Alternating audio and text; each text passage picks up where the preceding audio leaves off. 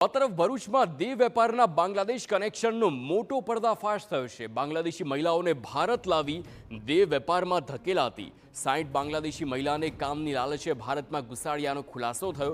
મહિલાઓના પશ્ચિમ બંગાળની બોગસ દસ્તાવેજ પણ બનાવવામાં આવ્યા।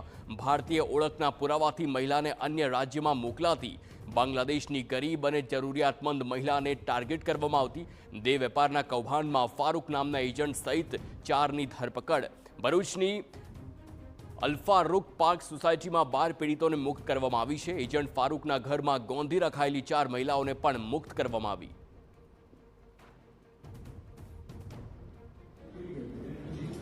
આ સિવાય આ જે ફારૂક શેખ નામનો વ્યક્તિ હતો તે અલ ફારૂક પાર્ક સોસાયટી કે જે ભરૂચ ખાતે આવેલી છે ત્યાં રહેતો હતો અને તેની સાથે તેના શાગરીતો એટલે કે નિઝામ ખાન કે જે મુસ્કાન સ્પાની અંદર તથા રઈસ શેખ કે જે સામાન્ય ગેસ્ટ હાઉસ ખાતે તથા સુજીત કુમાર કે જે અંકલેશ્વર ખાતે ગોલ્ડન સ્પા ચલાવે છે।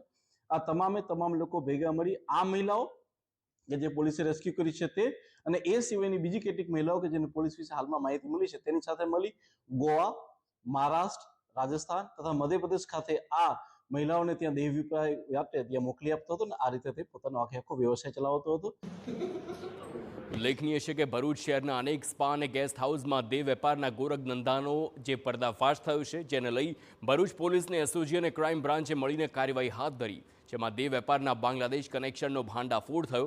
મોડસ ઓપરેન્ડીની વાત કરવામાં આવે તો છેલ્લા 10 વર્ષથી ભારતમાં રહેતો ફારૂક નામનો એજન્ટ ભરૂચમાં આ ગોરખધંધો ચલાવતો હતો। તેના સાગરીતો થકી બાંગ્લાદેશની ગરીબ અને જરૂરિયાતમંદ મહિલાઓ તેમજ દીકરીઓને કામની લાલચે ભારત લાવતા હતા।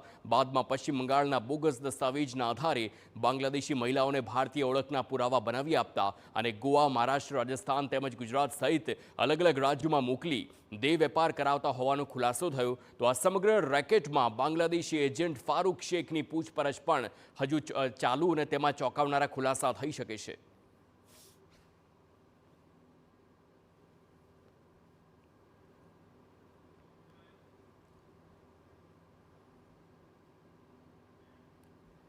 આ તરફ